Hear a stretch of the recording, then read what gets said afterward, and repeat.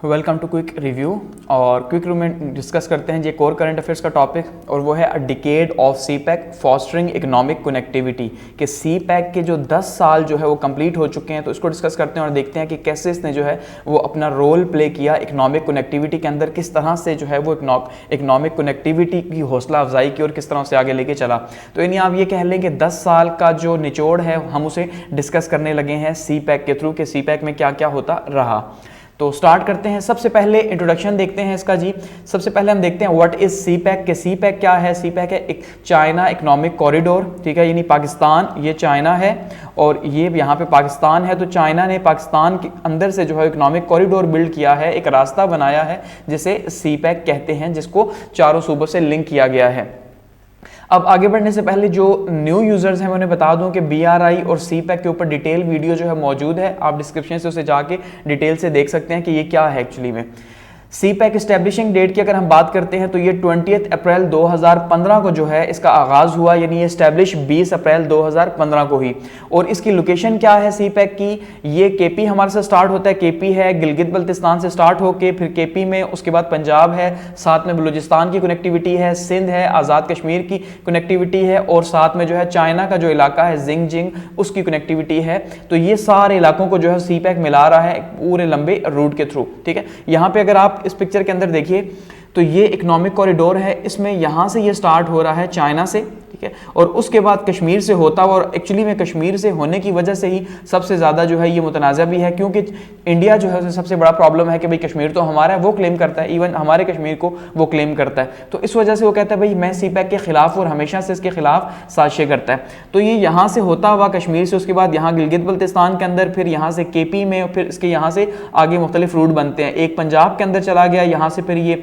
बलूचिस्तान के अंदर से, और फिर यहाँ से ये सिंध। तो ये इस तरह मल्टीपल रूट्स जो है वो बने हुए हैं, इनकी मल्टीपल कनेक्टिविटी हुई हुई है, जिसके साइडों पे जो है वो बहुत से प्रोजेक्ट्स मौजूद है। जहां जहां से ये रोड्स गुजर रही हैं वहां पे इकोनॉमिक जोन्स भी मौजूद हैं, इंडस्ट्रियलाइजेशन भी मौजूद है, वहां पे एनर्जी के लिए प्रोजेक्ट्स भी मौजूद हैं। तो ये पूरे का पूरा कंप्लीट एक पैकेज है, ठीक है। तो ये इस तरह से आगे जा रहा है। अब अगर हम BRI की बात करते हैं कि एक्चुअली में बेल्ट एंड रोड इनिशिएटिव क्या है, तो BRI का मतलब बेल्ट एंड रोड। तो यहाँ पे ये देखिए ये है चाइना। तो चाइना ने क्या किया, BRI के नाम से एक प्रोजेक्ट स्टार्ट किया उसने। वो ये चाहता है कि 2049 तक जब उसके 1 साल कंप्लीट हो जाएं उसकी आज़ादी को, तो वो दुनिया को जैसे पहले जो है वो सप्लाई किया करता था सब कुछ, चाइना जो है वो सिल्क रोड जो जिसके थ्रू सारी कनेक्टिविटी होती थी दुनिया की, तो दोबारा से वो दुनिया को यहाँ से कनेक्ट करना चाहता है। अब इस हवाले से अगर हम देखते हैं तो ये देखिए बेल्ट है, जो बेल्ट का मतलब है यहां से जो जमीनी रास्ता है। अब ये चाइना इकोनॉमिक और मंगोलिया का कॉरिडोर है, यहाँ पे बना हुआ है, यहाँ पे जो है ये ब्रिज बना हुआ है यूरो एशिया का, यानी यहाँ से सीधा जो है वो सेंट्रल एशिया से होता हुआ यूरोप में जा रहा है। इसके अलावा यहाँ से देखिए तो ये सेंट्रल एशिया और यहाँ से दोबारा से यूरोप में जा रहा है, ईस्टर्न यूरोप के अंदर, यहाँ पे वेस्टर्न यूरोप का रूट है। ये है पाकिस्तान का चाइना इकोनॉमिक कॉरिडोर। इस जगह पे जो आ रहा है जो फ्लैगशिप प्रोजेक्ट है, यानी कि बहुत ही इंपॉर्टेंट प्रोजेक्ट है, ठीक है, प्राइम इंपॉर्टेंस का प्रोजेक्ट है फ्लैगशिप का मतलब। तो ये यहाँ पे है। इसके अलावा इसका जो रोड इनिशिएटिव है वो समंदर के अंदर से जो कनेक्टिविटी है, यहाँ से समंदर के अंदर से इंडियन ओशन के अंदर या इंडो पैसिफिक ओशन के अंदर जो कनेक्टिविटी है, और ये फिर इसको यहाँ अफ्रीका के साथ मिलाती है, और इसी के साथ यहाँ से इसको जो है ये यूरोप की तरफ लेके जाती है। तो ठीक है, यानी बेल्ट का मतलब क्या है, जमीनी रास्ता, और रोड का मतलब क्या है, समुद्री रास्ता उसका बना हुआ है। गो क्या आप ये कहें कि रोड का मतलब जमीनी है, ऐसा नहीं है, रोड का मतलब समुद्री है। तो अब ये तो हो गया थोड़ा सा इसका इंट्रोडक्शन कि BRI या सीपैक है क्या। अब अगर हम देखते हैं इन 10 सालों का थोड़ा सा अगर देखते हैं, इसका इंट्रोडक्शन देखते हैं, तो देखिए 10 सालों में चाइना इकोनॉमिक कॉरिडोर जो है इसके 10 साल जो है वो कंप्लीट हो चुके हैं, और इसका जो इंसेप्शन हुई थी, यानी जो इसकी बुनियाद रखी गई थी वो 2013 में रखी गई थी। हमने अब आप ये कह सकते हैं कि हमने देखा कि वो तो 2015 में स्टार्ट हुआ, तो स्टार्ट 2015 में हुआ, लेकिन जो इसकी जो पेपर वर्क था या जो बाकी से इसको स्टार्ट करना था वो 2013 से ही हुआ, जिसके ऊपर खैर आपने देखा इल्ज़ाम भी लगता है कि भाई खास करके जो PMLN है वो इल्ज़ाम लगाती है कि ये 2013 में स्टार्ट हो जाता, लेकिन क्योंकि इमरान खान साहब जो है उन्होंने धरना दिया हुआ था तो इस वजह से नहीं हो सका। इस तरह की बातें होती हैं, लेकिन यानी कि इंसेप्शन इसकी 2013 से हुई, और इसका जो प्रॉपर बिगिनिंग है, एस्टेब्लिशमेंट है, वो 2015 से स्टार्ट हुई। अब गवर्नमेंट ऑफ पाकिस्तान जो है वो क्या कर रही है जी, वो सेलिब्रेट कर रही है। उसने जो है वो फैसला किया है। अब मैंने आपको लास्ट टाइम जो पेरिस, जो फ्रांस का के अंदर पेरिस समिट हुआ था, तो उसमें उन्हें बताया था कि भाई जो है चाइना और पाकिस्तान जो है वो कोशिश कर रहे हैं कि किसी तरह से सी पैक के जो 10 साल कंप्लीट हुए हैं इनको सेलिब्रेट किया जाए, और इसको सेलिब्रेट कैसे किया जाए, इसको एक्नॉलेज किया जाए, मुख्तलिफ सेमिनार्स कंडक्ट किए जाएं, ताकि एक तो हमारी फ्रेंडशिप भी बढ़े और दूसरा इन 10 सालों में जो अचीवमेंट हुई है सी पैक के थ्रू, जो एहसानात हमने चाइना के लिए हैं, जो हमारी ग्रोथ हुई है, उसको भी हाईलाइट किया जाए। तो ये सारे का सारा एक प्लान है। तो गवर्नमेंट ऑफ पाकिस्तान भी जो है इसको सेलिब्रेट कर रही है कि ये जितनी भी एक्टिविटीज है उसको फिर वो हाईलाइट करेगी ताकि एक्नॉलेज किया जा सके और चाइना का शुक्रिया अदा किया जा सके कि भाई आपने बहुत ज़बरदस्त हमारे मुल्क में इन्वेस्टमेंट की और हमारे मुल्क की तकदीर बदली, गो कि हम आज भी वहीं पे खड़े हैं। तो सी पैक के जो फ्लैगशिप प्रोजेक्ट है वो, अगर हम बात करें, सी पैक जो है वो BRI का फ्लैगशिप प्रोजेक्ट है और ये सबसे इंपॉर्टेंट है क्योंकि ये मैंने BRI में डिस्कस किया था कि ये वो रूट है जो चाइना खुद अपने लिए यूज करना चाहता है, क्योंकि ये सबसे लेस कॉस्टली रूट है इंडियन ओशन तक पहुंचने का, क्योंकि जितनी ट्रेड है वो इंडियन ओशन के थ्रू हो रही है। तो अल्टीमेटली जब इंडियन ओशन के थ्रू, और उसको लिंक तो सिर्फ एक ही रास्ता करता है, वो गवादर या कराची का हमारी जो पोर्ट है, तो इसका मतलब वो हमें यहां से यूज करके अपनी जो कॉस्ट है उसको रिड्यूस कर सकता है और कर रहा है बहुत ज्यादा, बजाय इसके कि वो समंदर से घूम के इतना लंबा चक्कर लगा के आए। तो वहां पे मैंने डिटेल से डिस्कस किया हुआ है। तो इसलिए ये फ्लैगशिप और बहुत इंपॉर्टेंट प्रोजेक्ट है। अगर इस टाइम पे हम इसकी इंपॉर्टेंस की बात करें ओवरऑल, तो इसने जो है वो तकरीबन 1,92,000 जॉब्स जो है वो क्रिएट किए हैं पिछले 10 सालों के अंदर, यानी 10 साल बाकी, आगे हम स्टैटिस्टिक्स डिस्कस करेंगे। तो 10 सालों के अंदर 1,92,000 जॉब्स सी पैक के थ्रू जनरेट हुई हैं। अब अगर हम अचीवमेंट्स की बात करते हैं और इन्वेस्टमेंट की बात करते हैं, सी पैक के थ्रू के कितनी इन्वेस्टमेंट हुई और क्या क्या अचीवमेंट्स हुई, उसको हम स्टेप बाय स्टेप डिस्कस करते हैं। तो सबसे पहले अगर हम बात करें चाइना की जो इनिशियल इन्वेस्टमेंट थी, जो उसने 2013 में कहा था कि मैं करूंगा, उसने कहा $46 बिलियन में इन्वेस्ट करने जा रहा हूं सी पैक के अंदर, यानी पाकिस्तान में उसने कहा कि इस प्रोजेक्ट के ऊपर $46 बिलियन जो है वो इन्वेस्ट होंगे। बाद में जिन्हें इंक्रीज कर दिया गया, कुछ प्रोजेक्ट्स भी इंक्रीज कर दिए गए और ये जो है ये होगी $60 बिलियन की, यानी $60 अरब तक इसको बढ़ा दिया गया, 46 से $60 बिलियन तक कर दिया गया। इस टाइम तक अगर हम बात करते हैं तो अराउंड $30 बिलियन यानी $30 अरब जो हैं वो इस टाइम तक स्पेंड हो चुके हैं और ऑन गोइंग प्रोजेक्ट्स के अंदर वो यूज हो रहे हैं। गो कि अब ये हमारा फेलियर है और इसको चाइना ने भी रिकॉग्नाइज किया है कि जितना उसने सोचा था कि जितना वो लगाना चाहता है इनके ऊपर, उतना हम उससे फायदा हासिल नहीं कर सके, चाहे वो हमारी वर्क प्रोग्रेस स्लो रही है या हमारा इंटरनल जो इंस्टेबिलिटी है उसकी वजह से हम इसके ऊपर बहुत ज्यादा फोकस नहीं कर सके, लेकिन ये एक हकीकत है। तो इस वजह से पैसे बहुत कम लगे हैं, यानी कि आप देखें आधे पैसे 10 सालों में अभी तक इन्वेस्ट हुए हैं। अगर हम देखें सी पैक के थ्रू फोकस किस के ऊपर रहा, तो सबसे पहला फोकस हमारा एनर्जी के ऊपर रहा। आप देखिए 2013 में जब उस पीपल्स पार्टी की गवर्नमेंट गई तो उस टाइम पे एनर्जी के क्या हालात थे, इंतहाई शदीद स्वेयर क्राइसिस थे एनर्जी के। आज 2023 में भी अल्हम्दुलिल्लाह हमें जो है वही क्राइसिस फेस करने पड़ रहे हैं। लाइट जो है वो एक एक दिन के लिए गायब हो जाएगी, आप देख लें। तो इसका मतलब हमने क्या किया इस टाइम पे, क्या किया अनफॉर्चुनेटली। अच्छा, रोड इंफ्रास्ट्रक्चर के ऊपर इसके बहुत ज्यादा फोकस है। स्पेशल इकोनॉमिक जोन्स के ऊपर जो है बहुत ज्यादा फोकस है, इसमें डिटेल से बात में कर चुका हूं। अच्छा, तो स्पेशल इकोनॉमिक जोन्स के ऊपर फोकस हो रहा है और ये भी कंप्लीट नहीं हुए, सिर्फ एक रशिया का जो है कहा जा रहा है वो कंप्लीट है और बाकी जो है उसके ऊपर काम जारी है, कुछ टाइम के लिए रुका भी था। सोशल डेवलपमेंट के ऊपर है कि जहां जहां से ये गुजरेगा वहां पे तालीम है, हेल्थ है, सेहत है, पीने का साफ पानी है और बहुत से डेवलपमेंट्स के प्रोजेक्ट्स के ऊपर भी काम हो रहा है। इसके अलावा यानी ये फोकस की एरियाज हैं, energy, road infrastructure, special economic zones और सोशल डेवलपमेंट। इसमें एम्फेसिस किसके ऊपर दिया जा रहा है? डेवलपमेंट प्रोजेक्ट्स के ऊपर गवादर के अंदर, क्योंकि गवादर इनका की है और गवादर जो है उसी से सारी एंट्री होगी, तो अल्टीमेटली वहां पे बहुत ज्यादा फोकस किया जा रहा है एक नया शहर बसाने के ऊपर और सब कुछ जो है वहां पे लगाया जा रहा है। इसके अलावा अगर हम बात करते हैं एनर्जी सेक्टर की, कि एनर्जी सेक्टर में क्या क्या अचीवमेंट्स हुई हैं और कितना कंट्रीब्यूट किया एनर्जी जनरेशन के अंदर इस सी पैक ने 10 सालों के अंदर, तो उसमें इस टाइम तक अगर हम कंप्लीटेशन की बात करते हैं तो 8620 मेगावाट इलेक्ट्रिसिटी जो है वो पिछले 10 सालों में सी पैक के थ्रू कंप्लीट हो चुकी है। यानी आप कह लें कि हमने सी पैक के थ्रू 8620 मेगावाट की जो इलेक्ट्रिसिटी है उसको डाइवर्स सोर्सेज से पैदा किया। डाइवर्स का मतलब आप विंड से भी कह लें, आप हाइड्रो भी कह लें, आप सोलर भी कह लें, तो डाइवर्स से, इसी तरह से आप न्यूक्लियर पावर प्लांट जिसका हमने चश्मा में लास्ट टाइम डिस्कस किया था उसके थ्रू भी जो है वो कह रहे हैं, तो डाइवर्स सोर्सेज से सी पैक के थ्रू 8620 मेगावाट हमारी जो इलेक्ट्रिसिटी है उसके अंदर ऐड हुई है। इसके साथ साथ कोल फाइड, सोलर, हाइड्रल और विंड पावर जो है उसके थ्रू भी जो है मजीद जनरेट की जा रही है और इन्हीं सोर्सेज से ये भी जनरेट हुई है। और जो फ्यूचर प्लान्स हैं उसमें ये कहा जा रहा है कि 5088 मेगावाट जो है मजीद ऐड की जाएगी इस सिस्टम के अंदर, यानी 8000 या 8500 ऐड हो चुकी है और 5000 इसके अंदर मजीद जो है वो ऐड की जाएगी इसी सी पैक के थ्रू। अगर बात करते हैं जी रोड नेटवर्क्स की, expansion of road networks and improve connectivity के, जिसने हमारी कनेक्टिविटी को पाकिस्तान के अंदर बहुत इंप्रूव किया। देखिए जब सी पैक यहाँ चाइना से स्टार्ट हो रहा है और यहाँ गवादर तक या कराची तक ये जा रहा है, तो अल्टीमेटली इसको मुख्तलिफ रूट्स दिए गए हैं जो पूरे मुल्क को कनेक्ट कर रहा है। तो उससे क्या है, इससे कनेक्टिविटी बहुत ज्यादा जो है वो बढ़ गई है कि सी पैक के थ्रू बहुत से जो है वो रोड्स को लिंक किया गया है, छोटे छोटे इलाकों को लिंक किया गया है। तो ये जो आप कह लें रोड की नेटवर्क बनाया गया है, बहुत ही शानदार बनाया गया है और जबरदस्त किस्म का रोड का नेटवर्क है, इसमें कोई शक नहीं है। अच्छा, अब ये कहा जा रहा है कि 809 किलोमीटर का जो है वो नेशनल हाईवे जो है इसके थ्रू बनाया जा रहा है, इसके थ्रू, और फ्यूचर में जो है वो उम्मीद की जा रही है कि 1700 किलोमीटर का मजीद रोड डेवलपमेंट होगी इसके थ्रू, रोड नेटवर्क्स की अगर हम बात करें तो। और जो इसने क्या किया, इसने पूरे मुल्क की कनेक्टिविटी जो है उसको बहुत ज्यादा इंप्रूव कर दिया। अब ये सारे प्रोजेक्ट्स जो है, इसमें से कोई ऐसा प्रोजेक्ट नहीं, आप ये ना समझिएगा कि सारे के सारे जो है वो चाइना खुद कर रहा है, क्योंकि ये मॉडल ऐसा है कि चाइना पाकिस्तान मिलकर कर रहे हैं। अब ये कह सकते हैं कि 80% चाइना जो है वो कर रहा है और 20% कहीं ना कहीं पाकिस्तान भी जो है वो इसमें इन्वेस्ट कर रहा है, क्योंकि सारे जो है वो चाइना उस तरह से इन्वेस्ट नहीं कर रहा।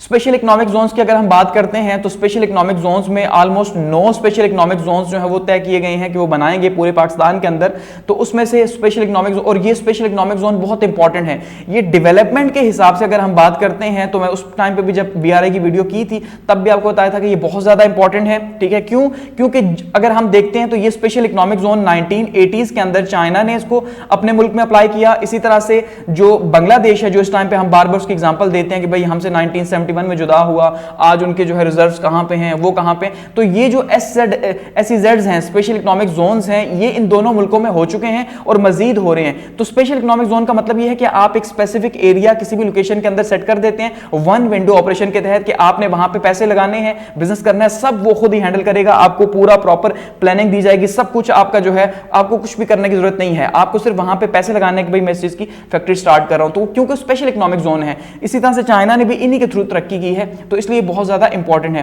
तो ये बिजनेस को प्रमोट करने के लिए और ट्रेड को प्रमोट करने के लिए स्पेशल इकोनॉमिक जोन्स जो है वो की रोल प्ले करेंगे पाकिस्तान में। और इसमें अगर हम बात करते हैं रशिया का, दिबजी का, अल्लामा इकबाल इंटरनेशनल सिटी का, बोस्तान के अंदर, पिशीन के अंदर अगर हम बात करें तो ये यहाँ पे हमारे स्पेशल इंडस्ट्रियल जोन जो हैं वो इस टाइम पे तैयार हो रहे हैं, यानी कि चारों सूबों के अंदर आप ये कह लें कि ये इस टाइम पे मौजूद हैं।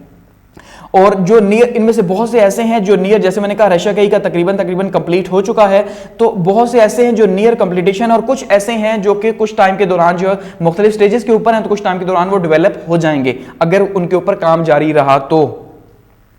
डेवलपमेंट इन गवादर की बात करें इन 10 सालों के दौरान, तो गवादर जो है उसकी स्ट्रेटेजिक इंपॉर्टेंस बहुत ज्यादा है, क्योंकि आपको पता है वो गहरे पानियों का जो है वो पोर्ट है और वहां पे बड़े बड़े जहाज जो है लंगरअंदाज हो सकते हैं, क्योंकि कराची जो है, कराची पोर्ट वो इतने गहरे पानी की नहीं है। तो इस वजह से ये बहुत इंपॉर्टेंट है गवादर पोर्ट जो है पाकिस्तान के लिए, इसकी स्ट्रेटेजिक इंपॉर्टेंस भी है, इसीलिए इसको डेवलप करने के ऊपर चाइना जो है बहुत ज्यादा फोकस कर रहा है। तो पाकिस्तान और चाइना मिलकर जो है इसके ऊपर फोकस कर रहे हैं, कि अभी आपको पता है इसका सारा जो कंट्रोल है वो चाइना के पास ही है। तो इसकी जो ऑपरेशनलाइजेशन जो है स्पोर्ट की, इसमें क्या कोशिश की जा रही है कि इसमें फ्री जोन्स मौजूद हों, अच्छा जी, ड्रैगिंग्स मौजूद हों पोर्ट के अंदर, कंस्ट्रक्शन के लिए जो है वो ईस्ट वे एक्सप्रेस वे यहां पे बनाया गया है, और इसमें से बहुत सी चीजें जो हैं वो इस टाइम पे ऑपरेशनलाइज हो के इन्होंने काम स्टार्ट कर दिया है 4 साल पहले से, ठीक है। यानी कि आप ये कह सकते हैं कि 2019 से जो है तकरीबन इसके ऊपर अब जो है वो कुछ ना कुछ काम स्टार्ट हो चुका है। काम तो पहले से हो रहा था, लेकिन इसकी जो फंक्शनैलिटी है वो 2019 से प्रॉपरली स्टार्ट हुई है और मजीद भी इसके ऊपर काम हो रहा है। इसके अलावा पोर्ट को जो है वो कोशिश की जा रही है कि लिंक किया जाए मकरान कोस्टल हाईवे से, और उसके ऊपर भी काम जारी है। न्यू गवादर इंटरनेशनल एयरपोर्ट वहां पे बनाया जा रहा है, ठीक है, जो कि तकरीबन कंप्लीट होने के करीब है, और ये भी इसी के थ्रू गवादर के डेवलपमेंट प्रोजेक्ट के थ्रू ही हो रहा है सारा कुछ। इसके अलावा अब अगर अपग्रेड की बात करें तो वाटर डिस्ट्रीब्यूशन सिस्टम को जो है वो अपग्रेड करने की बात की जा रही है, क्योंकि साथ में सोशल प्रोग्राम्स भी हैं, अल्टीमेटली हेल्थ केयर फैसिलिटीज वहां पे प्रोवाइड की जा रही है और बहुत लंबी लिस्ट इसकी भी मौजूद है। अच्छा, वाटर डिसैलिनाइजेशन जो है उसके ऊपर भी काम हो रहा है, जो बंजर जमीनें हैं उनको दोबारा से ताकि जो है काबिल काश बनाया जा सके, तो ये सोशल वेलफेयर के प्रोग्राम भी गवादर में हो रहे हैं। इसके अलावा कंप्रिहेंसिव मास्टर प्लान जो है गवादर का मौजूद है कि जो 2050 के अंदर कंप्लीट होगा 2050 के अंदर, तो 2050 के अंदर गवादर एक इंतहाई मॉडर्न और एक जबरदस्त किस्म का जो है वो शहर मौजूद होगा, पोर्ट सिटी होगा हमारा। और इसमें कोशिश की जा रही है कि 88 बर्थ जो हैं वो ऐड की जाएं 2050 तक, जहां पे ये जहाज़ों के खड़े होने की जगह होती है, उनको बर्थ कहा जाता है, तो ये जो है वो कंप्लीट की जाएगी 2050 तक। तो यानी कि आप ये कह लें कि अभी 10 सालों में काफ़ी ज़्यादा प्रोग्रेस हुई है, उसको फंक्शनल कर दिया गया एटलीस्ट, और बाकी प्रोजेक्ट्स जो हैं वो सोशल डेवलपमेंट के और बाकी प्रोजेक्ट्स वहां पे हो रहे हैं Aahista Aahista. Capacity building and skill development की अगर बात करते हैं तो चाइना इसके ऊपर भी फोकस कर रहा है कि किसी तरह से जो है कैपेसिटी बिल्डिंग की जा सके, स्किल डेवलपमेंट की जा सके। तो एम्फेसिस दिया जा रहा है किसके ऊपर जी? प्रिपेयरिंग लोकल मैन पावर के ऊपर, के बजाय इसके चाइना से लोग आए और वो ये टेक्निकल काम यहाँ पे आके संभालें सारे का सारा, ठीक है। तो इसलिए यहाँ पे लोकली हमें जो है वो मैन पावर चाहिए ताकि वो यहाँ पे इन प्रोजेक्ट्स को संभाल सके, पोर्ट ऑपरेशन के लिए और सीपैक से रिलेटेड प्रोजेक्ट्स के लिए। यानी कि मैन पावर या स्किल डेवलपमेंट किस लिए की जा रही है कि जितने भी पोर्ट के ऑपरेशन है गवादर के अंदर चाहे वहां पे हो, या चाहे जो सीपैक से रिलेटेड पूरे का पूरा जो प्रोजेक्ट्स हैं इनकी टेक्निकलिटी से रिलेटेड इन लोगों को यहां पे डेवलप किया जाए और पाकिस्तान के अपने लोकल लोग ही हों। इसके अलावा वोकेशनल ट्रेनिंग इंस्टीट्यूट्स यहां पे डिजाइन किए गए हैं, बनाए गए हैं, जहां पे ट्रेनिंग्स जारी हैं, यूनिवर्सिटी लेवल के ऊपर कोर्सेज ऐड करवाए गए हैं ताकि जो है मजीद जो है वो इन्फ्लुएंस बढ़ाया जा सके और मजीद जो है वो इसको आगे लेके जाया जा सके ताकि ये बेहतर तरीके से अपना फंक्शन परफॉर्म करे। वोकेशनल ट्रेनिंग इंस्टीट्यूट्स जो हैं उनको उनमें स्पेशल ट्रेनिंग दी जा रही है पोर्ट के हवाले से या सीपैक के हवाले से या टेक्निकल जो काम है उनके हवाले से, ताकि उसको मैनेज कर सके। और एजुकेशनल डिपार्टमेंट्स में भी फोकस किया जा रहा है कि जो मेरी टाइम अफेयर्स हैं, जो समुद्री मामलात हैं, जो समंदर के अंदर जो हमने ट्रेड करनी है, बाकी वहां पे जो काम होंगे उनके थ्रू वहां पे टेक्निकल स्टाफ जो है वो पैदा किया जा सके। तो ये भी एक काफी इंपॉर्टेंट इनिशिएटिव है यहाँ की यूथ को या यहाँ के लोगों को जॉब्स देने के लिए, और इस पे काम हो रहा है। जैसे मैंने कहा कि तकरीबन आप देखें 1,90,000 जॉब्स जो हैं क्रिएट हुई हैं। सोशो इकोनॉमिक अपलिफ्ट और पॉवर्टी एलिवेशन की बात करें, इसमें भी इसने बहुत इंपॉर्टेंट रोल प्ले किया। अब ये प्रोजेक्ट बहुत ही मल्टी डायमेंशनल है, बहुत ही जबरदस्त किस्म का है, लेकिन अनफॉर्चुनेटली शानदार जितना भी है ये प्रोजेक्ट, लेकिन क्योंकि हम इससे फायदा नहीं उठा सके और वो सारी इन्वेस्टमेंट जो आती जा रही है वो आप कह लें कि सारी हम जाया करते जा रहे हैं, बजाय इसके कि हम पिछले 10 सालों में खुद को बिल्ड करके आगे बढ़ते, लेकिन आज हम अपने जीडीपी की माइनस की ग्रोथ में खड़े हैं। इससे ज्यादा अनफॉर्चुनेट क्या हो सकता है, ठीक है। तो प्रोजेक्ट्स की अगर बात करें पॉवर्टी एलिवेशन के हवाले से, तो बहुत से प्रोजेक्ट्स जो है वो मुख्तलिफ इलाकों के अंदर स्टार्ट किए गए हैं और वो अपना काम कर रहे हैं। पॉवर्टी एलिवेशन के हवाले से सीपैक के प्रोजेक्ट्स जो है उससे लिंक कर रहे हैं और कोशिश की जा रही है कि उनकी इंप्लीमेंटेशन को फास्ट किया जाए। वोकेशनल ट्रेनिंग इंस्टीट्यूट्स जो है वो अपना रोल प्ले कर रहे हैं कि वो यूथ को जो है वो क्या कर रहे हैं, ट्रेनिंग दे रहे हैं, उनको स्किल्स दे रहे हैं ताकि वो उन स्किल्स के थ्रू जो है वो जॉब मार्केट में एंटर हो सके। और टेक्निकल लेबोरेटरीज जो है वो बनाई गई हैं, उनमें इक्विपमेंट्स मौजूद हैं, स्कूल की रेनोवेशन के हवाले से काम हो रहा है, बेसिक हेल्थ फैसिलिटीज के हवाले से काम हो रहा है। जिन जिन इलाकों में ये प्रोजेक्ट हो रहे हैं उन इलाकों में ये प्रोजेक्ट्स चल रहे हैं ताकि वहां के लोगों को भी साथ में एंगेज किया जा सके। और बजाय इसके, क्योंकि देखिए सबसे इंपॉर्टेंट चीज क्या है, इन प्रोजेक्ट्स की कामयाबी तभी होगी जब लोकल लोग यहां पे एंगेज होंगे इसके थ्रू, ठीक है। तो ये जो आप कह सकते हैं कि अगर हम यहाँ पे जो एलिनेशन है उसको खत्म करना चाहते हैं, अजनबियत इन प्रोजेक्ट्स के लिए खत्म करना चाहते हैं, तो अल्टीमेटली हमें साथ एक उसी मुआशरे को एक बिल्ड करना पड़ेगा, उसके अंदर एक सॉफ्ट कॉर्नर पैदा करना पड़ेगा कि ये हमारे लिए बेहतर है। अच्छा, उसके अलावा जी पॉजिटिव इंपैक्ट अगर इसका बात करते हैं तो बहुत सी लाइफ्स के ऊपर आ रहा है और लोगों की जिंदगियां जो हैं वो बदल रही हैं किसी ना किसी लेवल के ऊपर। अल्टीमेटली जब एक आप सोचें कि एक देहात जो है वहां से किसी ने सोचा नहीं था और वहां से अगर एक बहुत जबरदस्त किस्म की मोटरवे गुजर जाती है तो अल्टीमेटली उनको कितना फायदा होगा, वहां पे इंडस्ट्रियल जोन लग जाता है तो उन्हें कितना फायदा होगा। इसी तरह से बलूचिस्तान के अंदर जो डेवलपमेंट हो रही है, शायद जैसे मैंने आपको लास्ट टाइम बताया था कि हमने अगले 50 साल में भी वो डेवलपमेंट वहां पे नहीं करनी थी जो चाइना वहां पे कर रहा है, पाकिस्तान के साथ मिलकर ही कर रहा है, लेकिन अल्टीमेटली पैसा उन्हीं का लग रहा है वहां पे। अच्छा, कम्युनिकेशन एंड पब्लिक सपोर्ट की बात करें तो पब्लिक सपोर्ट के लिए सेमिनार्स वगैरह और ये सब कुछ हो रहा है और कम्युनिकेशन डेवलप करने के लिए भी बहुत सा हो रहा है। अब इसमें कुछ चीज़ें मौजूद हैं और कुछ जो हैं वो सजेशंस भी मौजूद हैं कि हमें ऐसा करना चाहिए। इसमें प्रिंट मीडिया को, इलेक्ट्रॉनिक मीडिया को और सोशल मीडिया को शामिल किया गया है ताकि वो सीपैक को ज़्यादा से ज़्यादा हाईलाइट कर सके और लोगों को अवेयरनेस हो सके और इससे फ़ायदा उठा सकें। और मज़ीद हाईलाइट करने की ज़रूरत भी है सोशल मीडिया के थ्रू, इलेक्ट्रॉनिक मीडिया के थ्रू, ताकि मज़ीद जो है लोगों के अंदर अवेयरनेस पैदा हो सके। पॉलिसी मेकर्स जो हैं लोकल पॉपुलेशन के साथ उनकी कनेक्टिविटी बहुत ज़्यादा ज़रूरी है। कनेक्टिविटी मौजूद भी है जो पिछले 10 सालों से की गई है, मजीद इसकी जरूरत है कि मजीद कनेक्टिविटी पैदा की जा सके और पीपल इंक्लूसिव प्लान बनाए जा सके। जैसे मैंने कहा ना कि एलिनेशन को अगर हमें खत्म करना है कि भाई हमारे अगर घर के पास से कहीं से मोटरवे गुजर रही है या इकोनॉमिक जोन बनाया गया तो हम ये कहें कि हमारा उससे क्या सरोकार है, तो अल्टीमेटली जब हम उसके साथ एंगेज होंगे तो हम इमोशनली उसके साथ कनेक्ट हो जाएंगे और यही सबसे इंपॉर्टेंट है। यानी ये वो जो ईस्ट इंडिया कंपनी का मॉडल है, ये वो मॉडल हरगिज नहीं होगा, बल्कि एक डिफरेंट मॉडल ये चाहते हैं कि अलग से बने।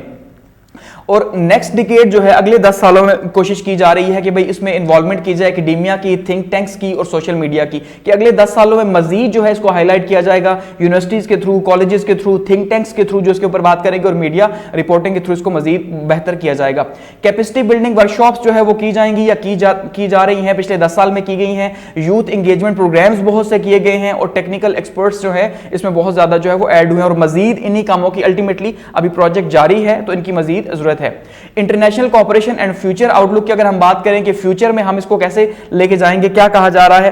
तो इसमें सबसे इंपॉर्टेंट क्या है जी, exploiting the digital skill roots, concept of true benefits के सबसे ज्यादा हम कैसे इसका असल फायदा हासिल कर सकते हैं जब हम डिजिटल जो है वो इसको करेंगे या डिजिटली जो हम स्किल्स को आगे लेके जाएंगे तब भी हमें फायदा होगा और डिजिटल रूट्स को हम जो है वो अनेबल करेंगे। इनहेंस करेंगे कैपेसिटी को, स्किल्स को, और पाकिस्तानी फिशरमैन जो है उनके हवाले से कहा जा रहा है कि पाकिस्तानी फिशरमैन को भी इसमें इन्वॉल्व किया जाएगा। उनको, क्योंकि गवादर का जारी बात है एक पोर्ट एरिया है तो वहां पे उनको जो है अगर साथ में एंगेज नहीं करेंगे तो वहां पे उस तरह से कामयाबी हासिल नहीं हो सकती, तो उनको मॉडर्नाइज किया जाएगा, उनको अगले लेवल के ऊपर लेके जाएगा। और ये आपको पता है कि फिशिंग जो है एक बहुत ही बड़ी मल्टी मिलियन डॉलर्स की जो है वो इंडस्ट्री है, तो इसको मजीद आगे लेके जाया जाएगा और पाकिस्तान को इसमें बेहतर किया जाएगा। और गैप जो है उसको कम से कम किया जाएगा, एक्सपर्ट्स को बूस्ट किया जाएगा, ठीक है, और चाइनीज इन्वेस्टमेंट को यहां मजीद ज्यादा जो है वो अट्रैक्ट किया जाएगा और टेक्नोलॉजी को यहां पे बढ़ाया जाएगा। ये अगला जो है फ्यूचर प्लान्स हैं जिसके थ्रू ये कहा जा रहा है करेंगे। इसी तरह से एग्रीकल्चर आउटपुट जो है उसको आप मजीद किया जाएगा। अब देखिए जैसे GIS को भी शामिल कर दिया गया और चाइना जो है CPEC के थ्रू यहां पे इन्वेस्ट करेगा भी, कि अब ये जो आपने देखा कि आर्मी भी इन्वॉल्व हो गई है कि आपने जो है वो जितनी भी बंजर जमीन है सारी की सारी उसको डेवलपमेंट का फैसला किया है और वो भी GIS के थ्रू। तो अल्टीमेटली उसको जितना एडवांस लेवल के ऊपर हम करेंगे तो हम खुद तो नहीं कर सकते क्योंकि हमारे पास तो GIS का प्रॉपर सिस्टम मौजूद नहीं, तो अल्टीमेटली चाइना जब उसके अंदर इन्वेस्ट करेगा उस टेक्नोलॉजी से तो हमें बहुत ज्यादा फायदा होगा। इस तरह से इंडस्ट्रियल कॉर्पोरेशन जो है उसको बढ़ाया जाएगा। इसको अफगानिस्तान के साथ लिंक किया जाएगा जिसमें आपने देखा ट्रायलेटरल डायलॉग जो हमने डिस्कस किए थे 3 ममालिक के, अफगानिस्तान के, पाकिस्तान के और साथ में जो है चाइना के। तो ट्रायलेटरल डायलॉग्स के अंदर जो इस्लामाबाद में हुए थे 2 माह पहले, तो उसमें भी यही बात की गई थी कि CPEC को जो है अफगानिस्तान तक बढ़ाया जाएगा, सेंट्रल एशिया स्टेट्स तक इसको बढ़ाया जाएगा, ठीक है। CPEC को BRA के प्रोजेक्ट्स तो अल्टीमेटली हो रहे हैं लेकिन वो चाइना के थ्रू हो रहे हैं, तो CPEC मतलब ये है कि हम पाकिस्तान के थ्रू इनकी कनेक्टिविटी बढ़ाएंगे, साउथ एशियन इकोनॉमीज के साथ बढ़ाया जाएगा और CPEC ट्रेड रूट्स को मजीद बेहतर किया जाएगा। ये नेक्स्ट फ्यूचर जो है प्लान्स हैं इसके थ्रू। तो एट द एंड कंक्लूड कर दे हैं, अब जो CPEC के 10 साल है उसको सेलिब्रेट किया जा रहा है तो ये बहुत इंपॉर्टेंट है, इसको ज्यादा से ज्यादा हाईलाइट किया जाए हुकूमत की सतह के ऊपर ताकि लोगों में ज्यादा से ज्यादा अवेयरनेस आए और इससे हम ज्यादा से ज्यादा फायदा हासिल कर सकें। और हमें ये भी जो है वो यहाँ पे आइडेंटिफाई करने की जरूरत है कि पिछले 10 सालों में इतने ज्यादा प्रोजेक्ट्स हो रहे हैं, हम इनसे इतना फायदा भी हासिल कर रहे हैं लेकिन फिर भी हम क्यों वहीं पर जो है वो गोल गोल घूम रहे हैं और हम क्यों नहीं ग्रोथ कर रहे उस तरह से, क्यों हमारी जो है वर्टिकल ग्रोथ नहीं हो पा रही, ये क्या प्रॉब्लम है।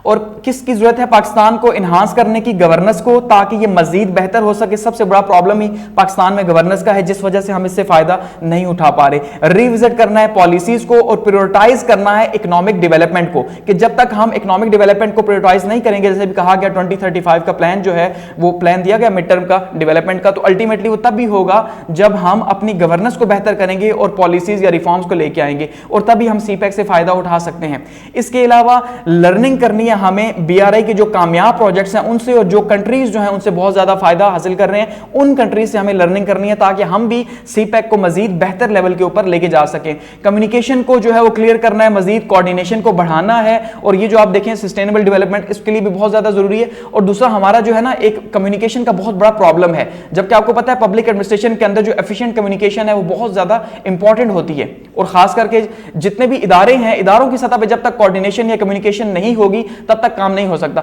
एक गवर्नमेंट आती है वो कहती है जी पिछली गवर्नमेंट ने इसके ऊपर ठीक से काम नहीं किया, फिर आगे से बयान आ जाता है भाई ऐसा नहीं है उन्होंने काम किया, ठीक है। एक दूसरे के ऊपर इल्जामात और ये कोऑर्डिनेशन की कहीं जो है वो हमें देखने को नहीं मिलता कि जब ट्रांजिशन होती है एक गवर्नमेंट से दूसरी गवर्नमेंट की तो वो सब कुछ जो यहां पे हो रहा था 5 साल से उसको सबको यहां पे ड्रॉप कर दिया जाता और फिर नए सिरे से स्टार्ट कर दिया जाता। और यही पाकिस्तान की प्लानिंग का सबसे बड़ा जो है वो बुरा रोल है, और शायद इसी वजह से आर्मी जो है अब जिसका रोल नहीं है वो रोल लेने की कोशिश कर रही है कि भाई जब यहां ट्रांजिशन हो एटलीस्ट ट्रांजिशन में चीजें ड्रॉप होने के बजाय एक दूसरे के ऊपर इकोनॉमी के ऊपर इल्जामात लगने के बजाय हम इसको इसी तरह से लेके चले। गो कि नेगेटिव है, बुरा है, लेकिन अब पाकिस्तान की जो पॉलिटिकल सिचुएशन है उसमें इसके अलावा शायद कुछ सॉल्यूशन भी नहीं है। चाइना का जो रोल है पाकिस्तान के अंदर जो सपोर्ट कर रहा है इकोनॉमी को और डेट रीपेमेंट को, इसको हम रिकॉग्नाइज करें, ये बहुत ज्यादा इंपॉर्टेंट है क्योंकि चाइना बार बार हमारी हेल्प कर रहा है, बार बार अभी भी देखिए वो हमारी किस तरह से हेल्प कर रहा है। इसमें एक डिले भी मौजूद है कि जो रेलवे डेवलपमेंट प्रोजेक्ट्स थे, जो रेलवे को अपग्रेड करना था, जो मेन लाइन थी M1 की जिसे कहा गया, M1 प्रोजेक्ट जो कहा गया, वो अभी तक डिले का शिकार है और उसे कंप्लीट हो जाना था लेकिन वो अभी तक नहीं हुआ। तो ये जो है कुछ डिले प्रोजेक्ट्स मौजूद हैं, उनको उनके ऊपर काम करने की जरूरत है। तो ये 10 साल की जो है वो CPEC की ओवरऑल आप कह लें एक हमने ब्रीफ व्यू देखा कि हमें पता चले कि CPEC के अंदर क्या क्या हो रहा है, क्या क्या हमारी अचीवमेंट्स हुई हैं इसके अंदर, और ये प्योरली जो है करंट अफेयर्स को लिंक कर और बहुत ही इंपॉर्टेंट टॉपिक। और थैंक्स फॉर वॉचिंग, और फीडबैक के लिए कमेंट सेक्शन मौजूद है।